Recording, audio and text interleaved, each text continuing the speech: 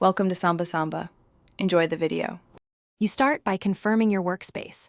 A calibrated monitor and neutral room light make color decisions reliable. Once done, import the clip and set the project color space and timeline profile so corrections behave predictably.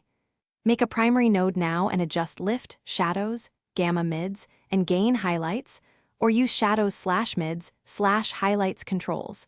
These first moves balance exposure and white point. You're establishing a neutral baseline.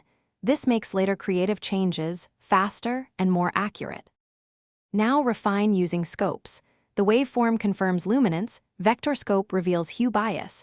Use them to target exact corrections rather than guessing. Next, create secondary nodes for selective fixes. Isolate skin tones or skies with hue/luma keys and track if the subject moves. Make subtle contrast adjustments 0, 5 to 1. 5 stops equivalent and nudge saturation only until colors look natural. Once these targeted fixes are solid, add a gentle vignette to guide the eye without finish by toggling before/after and comparing to reference stills so you judge intent.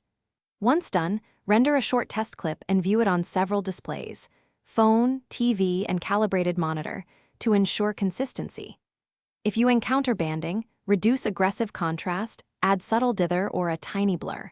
If skin tones shift, revisit your secondary node and tweak hue/saturation or tracking. Make sure to save incremental versions so you can roll back to a known good state if something goes wrong. Thanks for watching. Consider subscribing if we helped you.